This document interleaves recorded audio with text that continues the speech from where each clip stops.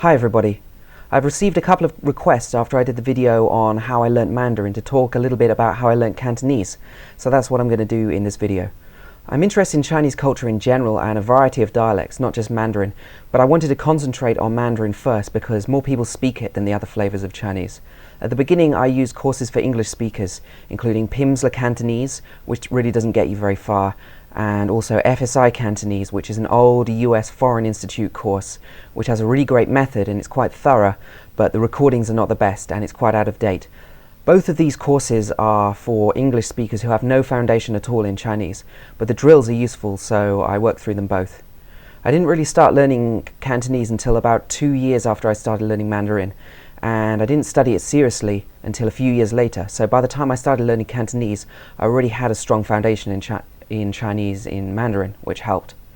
There isn't a huge volume of Cantonese learning materials, and for English speakers, if you already know some Mandarin, then you can learn Cantonese much faster by comparing and contrasting. So to pick up Cantonese quickly, I basically did 3 things. Number 1, I used Cantonese courses for Chinese people who speak Mandarin. And 2, I taught myself the pronunciation of the common Chinese characters in Cantonese, so I could put them together to make up words that I already knew. And number 3, I did a lot of listening in Cantonese, particularly to Hong Kong Cantonese and radio. So first of all, I'll talk about some of the books that I used for the first one. I'll put the links to them in the description to this video. You might have to get them from the Chinese Amazon when you're in China, or ask a friend to buy them for you. All of these books come with a CD with full recordings of everything in the book, which is really crucial. My favorite book for learning Cantonese is this one, which is 实用广州话教程. It's got sections for just about everything you're going to need in daily life and conversation, travel and work. Now, I was just amazed at how comprehensive this book is. For example, the chapter about health and going to the doctor tells you all the names of all the parts of the body in Cantonese. And for the introduction section, it tells you all the names of the major cities and provinces in China in Cantonese. And everything is recorded on the CD. So this book is basically like my Bible for learning Cantonese. And it was quite cheap as well. So every chapter has loads of vocabulary, lessons and dialogues, and everything's written out in Cantonese characters, standard Chinese, Mandarin for easy comparison. I covered the Cantonese up, and then I practiced testing myself out loud using the CD for comparison. The only disadvantage, I would say, of this book is that the pronunciation guide is a little bit strange, although the tone numbers are given and they are very accurate. So from the point of view of tones and the dialogues and the coverage of this book, it's just excellent. I highly recommend that book.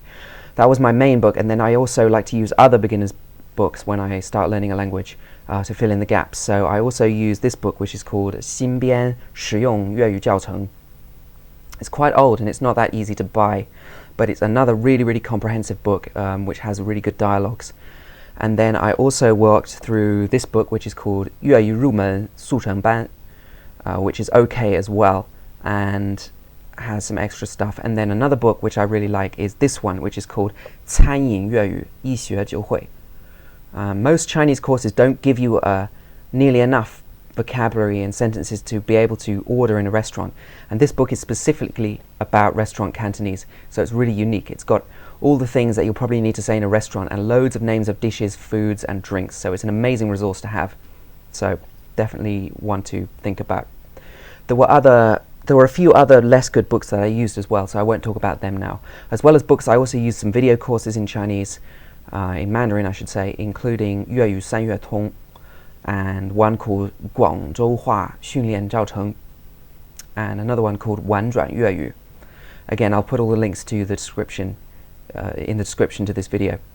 The second thing that I did was to learn the Cantonese pronunciations of the 3,000 most common Chinese characters, and I already knew all of these characters in Mandarin, so only the Canto pronunciations were new.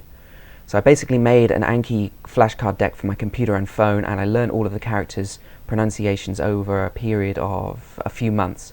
I'm going to upload the whole deck to my website so you can download it and start using it yourself if you want to.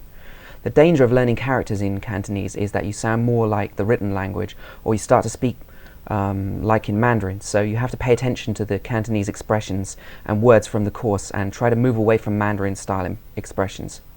The other thing about the books I've mentioned is that they are mainly mainland China or Guangzhou style Cantonese, and the accent and expressions can be a little bit different from Hong Kong Cantonese, which connects me with the third step that I took. And the third thing I did was I listened to a lot of Cantonese at native speed, particularly from Hong Kong, to balance things out.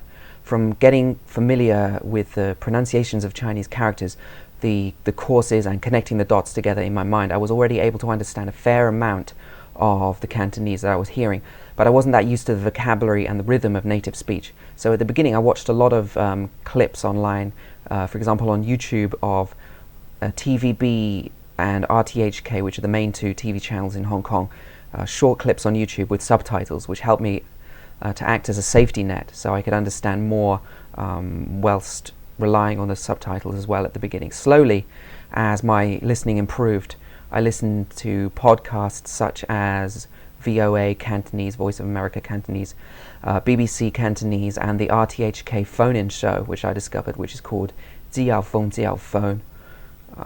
And I also listened to the Hong Kong radio stations like RTHK 1 and 2, Hong Kong Điện台, 第一台, 第二台, and also 雷霆881, or 雷霆881 in Mandarin, which is another very popular talk radio station in Hong Kong. My Cantonese is still work in progress, and it's still much weaker than my Mandarin, although I've got good listening ability and I still speak a little bit in the mainland or Mandarin style, but that will get better over time.